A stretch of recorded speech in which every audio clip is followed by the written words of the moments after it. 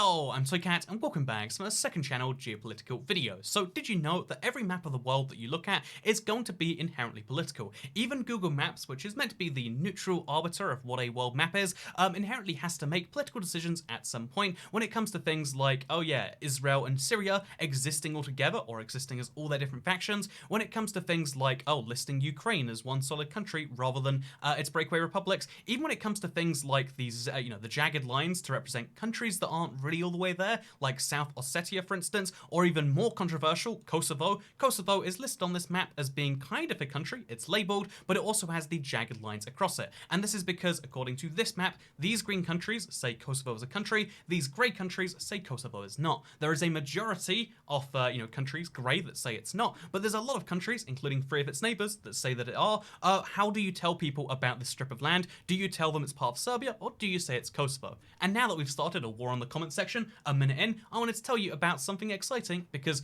WaybackHistory got in contact with me and they said, hey, I've got this map of the world that I've made that is a apolitical world map, which sounded like a bold claim. It sounded kind of, crazy on the surface of it, but the point of this is to be purely apolitical. It's not to make some grand statement, it's just to tell you right now which pieces of territory are owned by who. Because, for instance, it's not just like Kosovo or it's not just Ukraine that are issues. It's also like, in the Middle East, you might have known Syria, like the ISIS or ISIL or whatever they've been called, the IS, was a really big thing in that region, right? And, you probably didn't know that they lost all of this territory between 2015 and 2018. They lost a lot more since then, by the way, but you didn't know how much territory they had because it was never listed on maps, because it was never official. It was considered stolen territory, and there's a lot of things that are like that where it's like, oh no, that territory is temporarily stolen. It's not actually a part of that, but the interesting thing about temporarily stolen is it's still useful to know. It's really interesting information, but it's the sort of information that countries don't like you knowing because it affects your opinions. This map doesn't care about your opinions. This map just tells you who owns what,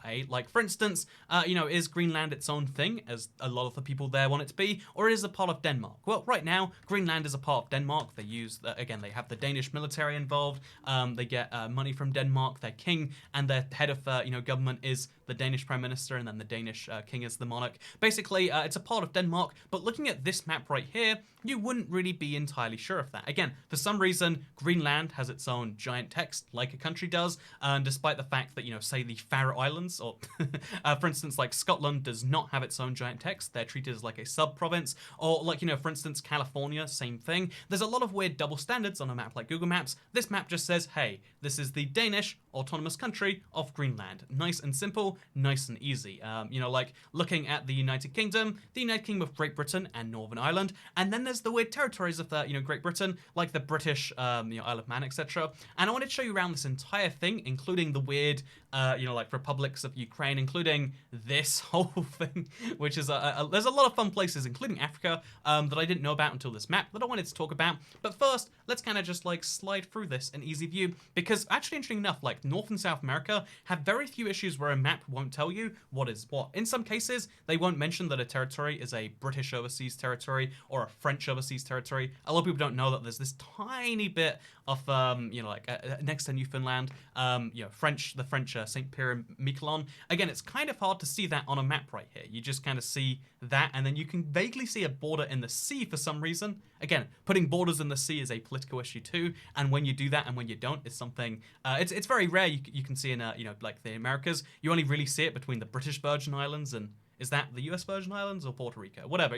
But you see it in very interesting, places, in my opinion. And this map just kind of cuts through all that and says, okay, what's going on right here? There's a lot happening here, but long story short is that some of the disputed, some of the territories that are British or French are clearly labelled. Some of the independent countries are clearly labelled. The Dutch overseas territories are labelled. And one of the most bizarre things that you might not know about is these disputed territories right here that some of them the US has a claim on, some of them Jamaica has a claim on, but it's mostly a dispute between Nicaragua and Colombia. These are labeled as the Colombian.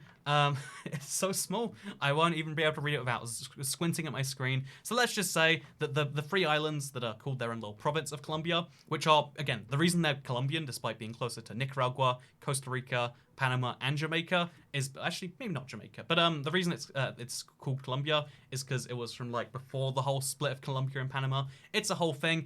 The US actually offered them independence. They're like, well, we're freeing Panama from Colombia anyway, for canal reasons. Do you guys want your freedom? And they said no, they want to be a part of Colombia still, and that's why there's this part of Colombia over here, separate. And again, it would have made sense arguably to make it independent or to do something with it, but they didn't. Also, the only other really controversial things you'll see, although, one of the wacky things to me is that Easter Island is a real place that exists. It's a Chilean territory. Again, it's kind of a bizarre thing because of how far away it is from Chile. When you see it on a map, you might think it's just Easter Island, or you might think it's just a normal Chile territory, but it's a very weird separate part of it. And otherwise, if we're looking around here anyway, you can see how there's this part of Mexico that is not under the control of any formal government. It's like kind of a breakaway thing. It's not formally controlled by Mexico right now, although formally, politically speaking, it's still a part of Mexico, because of course it is. You can't just declare that this part doesn't have a government for a whole bunch of reasons that it's kind of complex, but we'll dive more into it when we get to like Russia and stuff like that. But yeah, here's a lot of things going on right here. Isn't this a lot of fun? But let's move on to Europe, because Europe already gets kind of interesting. There's a lot of things you might not know, like, oh, here's the German island of Helgoland. It's a weird British territory that moved to Germany, and that, like, no cars are around the island, interestingly enough. You can see how there's a bunch of, like, islands in weird places. Like, did you know there are some islands over here where the people speak Swedish, but it belongs to Finland, even though it's closer to Sweden in most parts? Wacky. It's the first case of the League of Nations doing something. Did you know there's a Norwegian territory over here? Did you know there's an unincorporated territory belonging to Norway that anyone can go on? Maybe you did, maybe you didn't. But the most interesting places, in my opinion, are, like, Kosovo. This map just says, hey, we don't care if you, like, again, do you like Kosovo? Do you dislike Kosovo? Should they be recognized or not? It's kind of a dumb question when you really think about the fact that, like, there are people in Kosovo who live in Kosovo who, like, again, it's hard to describe this one, but, like, they have their own government, they have their own border, they have their own international relations, they have their own army, they have their own president, they enact their own laws which are enforced by themselves.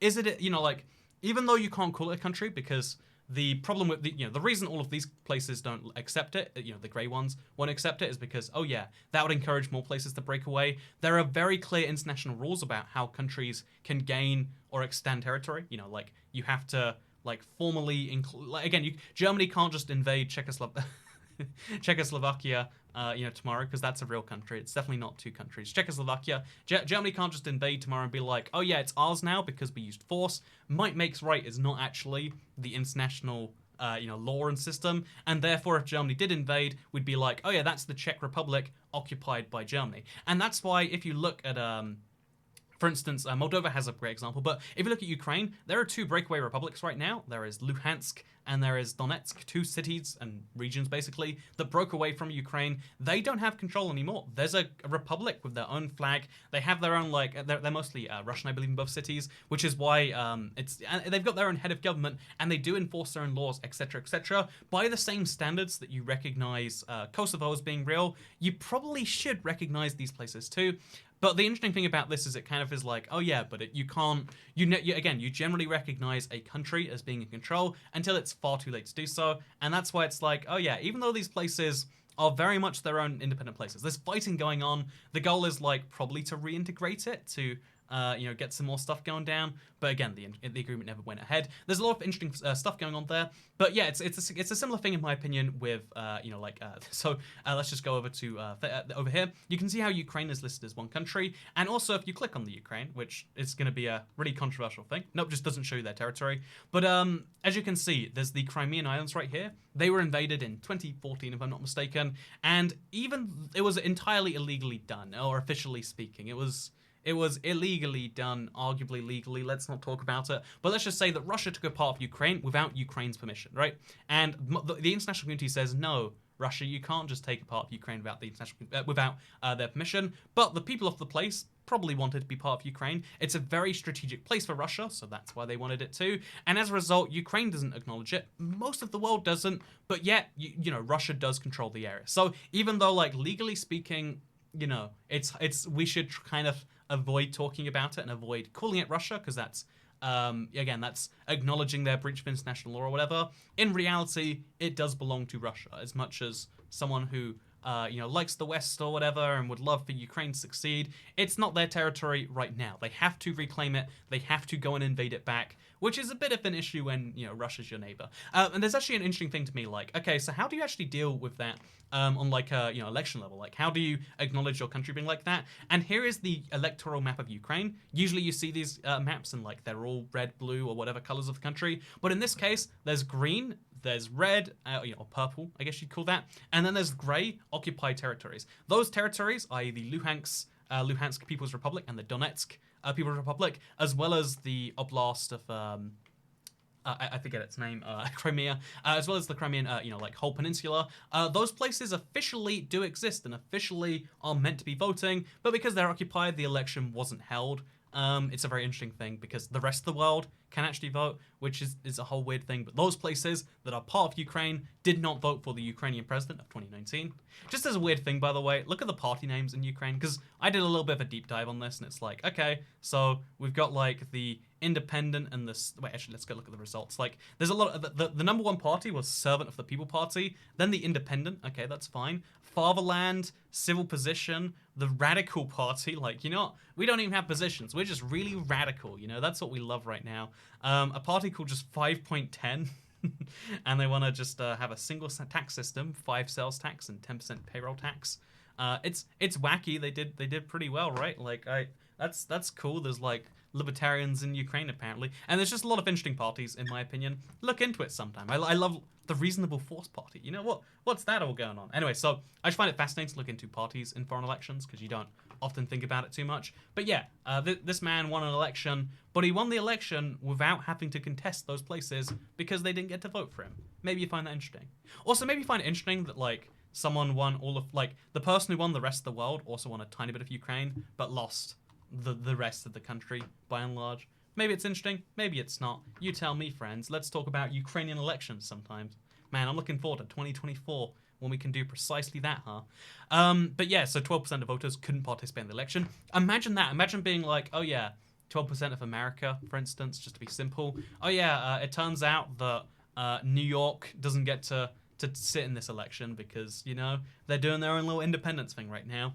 It's something that you don't have to deal with often in the West, but it's a very common thing in the developing world or the former Soviet republics. One of those two things, if you're both, you're kind of boned, which is the situation when you get to places like, look at, again, should we not talk about the Central Asian mess? Like, yeah, let's not for now. Let's keep things in order and be like, okay, that's interesting. Another really controversial one is the Turkish Republic of Northern Cyprus. Northern Cyprus, i.e. the north part of the island of Cyprus, like, no country besides Turkey recognizes it. Like, they have no allies on this, which is wacky because you'd assume they would. This territory is controlled by Turkey, even though it's set as a separate state. This territory is mostly Turkish Cypriots, actually. But, like, officially speaking, even by the EU, this is an EU member state. This is part of the EU, despite the fact that it's not really, and there's no real border checks. There's a lot of interesting things that you can talk about when it comes to this island being split in 2, or split in 4, if you want to get up talking about it, but let's not for now. But yeah, Cyprus is really a whole messy, interesting place. So what do we just say? We say that it's Northern Cyprus, we say it's Cyprus, and then there's the British territories there too. Let's not forget about those. Also, you can see how there's the weird, wacky divisions between Greece and Turkey. Greece has a lot of the islands these days, which is good for them. You can see how there's the breakaway parts of like in Georgia, South Ossetia, as well as Abkhazia. They are official. Like, again, they have their own government. It sucks that like Russia helped influence them to be free from Georgia, but they are their own places, apolitically speaking. Politically, sure, we can not acknowledge them, but they do own the territory, and it's useful for you to know if you want to understand the world better. You can wish them out of existence, but you shouldn't try and wish them out of other people's existence by pretending they're not there. In my opinion, there's my controversial stance today. Let's talk about the Middle East, shall we? So, first of all, Syria is not really a place that exists right now. Like, it is. There is a president, Al-Assad, actually, which it always blows my mind because, like, it's the fictional villain in Call of Duty Modern Warfare. But there is a guy. His name is Assad, and Interesting enough, like, there is some control of the territory by this person. There's also the tiniest bit of the ISIS that most people know. It's actually called ISIS because the Levant is whatever. You know, there is ISIS, IS, whatever. The Islamic State, the place where all the scary beheadings happen and all those live leak videos of people being burned alive happen. That country does have a little bit of territory. I mean, it's really hard to follow, really hard to find maps, but that's what WaybackHistory has done right here. There's also a lot of places that are like kind of doing their own thing, including like parts of like the Kurdish control. There's the Syrian Salvation Government, like Breakaway forces. There's a lot of stuff happening in Syria. If a map wanted to be accurate, it would show this. But the problem is every single month this territory will update. Like Syria is in the midst of a civil war. Same with Yemen. Every single month this map would update. So we just say right now, including, by the way, ISIS is in Yemen too. That makes things nicer, doesn't it? But like there's factions, areas not under control of any simple faction. There's a lot of really complex, confusing things happening there. So the simplest thing you just say is like, oh yeah, this is Yemen, and someone will eventually come out in control of the full thing. It is likely to stay as one unified place when it officially, via treaties between recognized parties controlling the states, becomes a thing. That's when we can, you know, like start to put it places. Because if you acknowledge the people who just took, you know, control temporarily, let's say that we acknowledge let's say we acknowledge ISIS as a country, right? There's, you know, the people who burn people alive, the people who do many inhumane tortures like sewing suicide bomb vests into people so they can't have second thoughts about exploding themselves. Say we recognize these people as the official government of places. Those people could do, you know, even assuming they were reasonable to negotiate with, which maybe we can assume they're not based on what they're doing in the name of a religion that maybe shouldn't be taken that extremely. But like, if we ignore the issues of recognizing ISIS on that level, if they signed away this territory and said, oh yeah, we are giving this land to, I don't know, Iran, and then they legally signed that contract, the issue is like Syria never lost that land legally. Like, if you haven't legally given something up, it's not someone else's legal right to sign away. It's the much simpler version, because that sounds complex maybe, is did you know there's like a found property law? If you have a stolen iPhone and you sell it to someone, if you buy knowingly a stolen iPhone, the stolen iPhone gets returned, and stuff like that, you know? Like, you can't just steal things. You can't just buy stolen property without potentially having repercussions. So yeah, fun fact that maybe you didn't know about the legal system and why we have to do stuff. Also, another interesting thing to me, this is like one of my pet peeves personally, but did you know that like everyone talks about the two states in the Middle East, like, oh yeah, there's Israel and there's Palestine, right? Free Palestine. Palestine should own Israel, and like whatever words you hear. Or maybe you just think like, oh, Israel should just own all that stuff. But the truth is there are free states right now. There is the Gaza Strip, which is fully controlled by Gaza, by Hamas, with the exception of like their air, which isn't. There's the West Bank, which is kind of its own thing, but it's really controlled by Israel. And then there is Israel proper, except it gets even more complex than this map right here. We'll let you explain, because if we actually look at it, there's a bunch of settlements within the West Bank, you know, within this territory right here. A lot of Israeli people just moved there themselves, and now they're being controlled and administered and protected by Israel instead of by the West Bank, the autonomous like Palestinian country. It's very, very complex, confusing, and a little bit wacky. So we just go, oh yeah, there's Israel and there's Palestine, even ignoring the fact that like, oh, this is why it's a mess. This is like, even if more people could understand the issue, we could maybe talk about it more. But in reality, it's an issue to be negotiated by people over there, and it's just an issue for us to get mad at if we're bored and, you know, domestic issues are getting us down. Let's go be mad at like Israel and Palestine and the Gaza Strip and all the awful, because, you know, again, this is one of those things like, a real map kind of hides from you the awful stuff that has to happen for a map to get like this. The bombings across the border on both sides, between, say, these places, and, you know, it's just nice to believe it's not there. Also, there's another ISIS breakaway, because again, something I wasn't fully aware of. You always hear about ISIS in the context of Syria, but there's actually a lot of different groups. Most of them are not successful, that are like aligned with the Islamic State all across Africa and many other Muslim majority countries. So isn't that delightful to know about? Also, another interesting one that maybe you didn't know about, besides like, hey, did you know that there is Spanish Ceuta and Spanish Melilla, little parts of Morocco they're not actually parts of Morocco, they're parts of the Moroccan area that you'd assume is part of Morocco, part of Spain. You probably knew that, but now you can see it here too. Also though, here's one that I had to learn about, because Azawad is a breakaway region of Mali. It's a very, very interesting thing that, like, they kind of they irrevocably declared the independence, and then, like, they sort of disbanded in, like, 2013. They renounced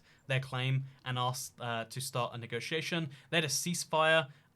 It was a whole thing, but, like, it kind of, it's weird because right now they just kind of exist in this weird bubble. It's very, very hard to, like, get things locked down. What belongs to Azawad? What is Mali? What is going on over there? It's hard to say, but for right now, it looks like they own this territory right now still. Again, most world maps will just be like, did you know there's a country called Mali? What's going on in Mali? Sorry, I think I left the oven on. Let me just...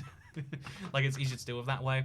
Same with if we look at the Central African Republic. Wow, this country is nice, but it's actually going under a lot of internal stuff.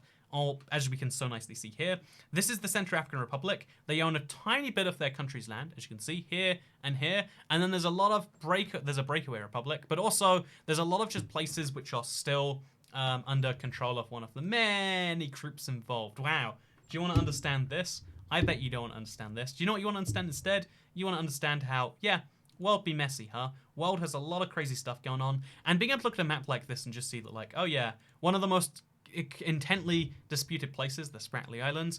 Every one of these countries claims all of these islands. China, Vietnam, and Malaysia, and the Philippines. But actually, the Philippines owns most of those islands. They have the physical control presence there, followed by the communist China, to be simple, followed by Taiwan, followed by it's actually Vietnam has more islands, then it's communist China, then it's Malaysia, then for some reason Taiwan, despite being over there, has a couple, because Taiwan is called the Republic of China, not Taiwan, because Taiwan is actually the province name that both these countries claim that, and both these countries claim that, even though this country doesn't want to claim that, but it's not allowed to stop claiming that it claims that. I've actually, forever, I've wanted to make a video on one of the again, maybe this is interesting only to me, but wait, okay, it's one of these things. Let's go through it. Let's find this map, shall we? I'm gonna do it. Do you believe in me? Can I find the map of here's the Minnesota Democratic Farmer Labor Party. Nope, it's not this one, is it? This is digital pricing page for Amazon. Did you know you can choose whether they give you 35% of your money or 70%? Not related to this video. I'm just trying to find a map. Here we go. I have a lot of tabs, okay? Do you want to see my tabs? I closed a bunch since last time. Everyone who complained I had too many tabs, I hope you're proud of me. Look how few tabs we have. But yeah, you can see how Taiwan claims a lot of countries because they claim historical Chinese territory, not modern day Chinese territory. Whole interesting thing, maybe you want to talk about, maybe we should talk about sometime. I'd love to do that. But for now, let's just say, did you know things be wacky, yo? Did you know that ISIS is actually partially in East Asia as well? Wow, I bet that added to your day. Did you know there's a lot of islands which kind of look like independent countries but are part of Australia or New Zealand? Here's Niue, here's Tokelau. They use the New Zealand dollar, but it's got their own thing on it. Despite New Zealand being there and them being there, they're part of New Zealand. Hard to understand, especially given there are many countries in between and many parts of France in between. But maps like this help you to understand what's going on with the world and who actually owns what, much better than just understanding, like, again, this map already makes sacrifices for geography as it is, and it makes sacrifices for actual world knowledge to help you understand political world knowledge, which is a useful thing to know about, but I also think you need to supplement that knowledge with this apolitical map of the world, which I'm going to leave as a link down below. And if I forget to leave it link in the link down below, then I'll update it, don't you worry. But I'm so bad at descriptions on YouTube. You know, I'm bad at a lot of organization. Can you tell from my tabs? But I've enjoyed this video. I hope you have too. There's a lot of future map videos I want to make on this channel. Let me know if you like this, because just going through one map like this is like my nightmare. It's terrifying. Like, we're on the same topic for 20 minutes. And if you enjoyed it, if you felt this was useful, let me know. If you felt like this was, again, as my fear in my head, and I actually think reality is that this was just me ranting about maps for 20 minutes. Like, did you know there's Guantanamo Bay? It's not, Cuba doesn't like to say it's America, and it really shouldn't be America, but America has a military base there, so what are you going to do about it? You know, Puerto Rico, it's a part of America. Did you know they have their own flag, but they're an unincorporated territory, and therefore their citizens are Americans? There's a lot of wacky things, a lot of fun things we could talk about and go through, etc., etc. And I enjoyed doing this, and I want to maybe do it some more. But if you think this is like, if you prefer lots of maps, like shoot fire through the maps, etc., we can do that too. Also, you know, just for fun, because I was going to use this earlier and I guess I forgot to mention about, like, is Kosovo a country or not? Because there's going to be comments about it anyway. Rather than using this, I was going to be like, you know, here's my YouTube comments. Here's Laura Martin saying that learning that there was a street in Kosovo called Bill Clinton Boulevard made them think that they shouldn't regard it as a country. They're like, it's a solid no about whether Kosovo is a country or not after that, which is interesting. Also, here's a comment from Paul Warren saying, this young man is a very pleasant presentation. He would likely love to collaborate with Mr. Beat, Hip Hughes, Simon or Briggs. Maybe, you know, like, isn't that nice? Isn't that nice of this man right here? But yeah, also, you know, let's talk about YouTube revenue. It's been a while. Did you know it, like, came up? Like, I know, like, YouTubers complain when it's going down, but, like, if you look over the last, like, I don't know, 90 days, you can see how, like, per 1,000 views or whatever, like, here's views, here's revenue. As you can see, the peaks of the views are higher earlier on, but the revenue goes down. Now the revenue matches the views. Isn't that cool? Like, YouTube AdSense has been going up, and that's cool. So I hope you all enjoyed this video. Hope you learned something, and if you didn't, then I hope you enjoyed prying at my personal finances from the last 90 days. Because I like sharing it, because I feel like it's worth sharing a lot of things on the internet. That's why I never got around to making that video about, like, how much do I earn from books, by the way. Should we do that now? We could do that now. Who's stopping me, man? Who's stopping me? Let's show you. So, as you can see, a lot of people always, like, overestimate, like... Because by the way, my last book, I really didn't promote it as much as I should have. I was just like, I only like promote things when there's, like, an organic, like, good opportunity, in my opinion. Maybe that's a dumb decision as, like, a person who has an audience who would probably want to see a thing. Maybe it's not, you tell me. But here's an interesting thing. Here's how many, like, books I sell on an average day. Usually it's 0, sometimes it's 1, sometimes it's 2. Those book sales make like $2-3, about $2.61 apparently. Anyway, so here's an interesting thing. If we go back historically, like I guess we have to go historical for that. You can see something very interesting is that, like, in like May of 2016, I had, like, one of the best-selling ebooks in the gaming category or something like that. And I think you can see how we made like $6,000 one year basically between May of 2016 and December 2016. It was a good year, and then I got a copyright claim from Microsoft because it had the word Minecraft in the title. It's a whole fun thing I'd love to talk about sometime, and so I just threw it in this video because here is the Apolitical World Map. I hope you all enjoyed it, and if you didn't, then you made a really bad decision sticking to this long in a video, so that's on you, that's not on me. So, goodbye. I'd like to see you again soon. Maybe. Okay, second channel. Don't care. Goodbye.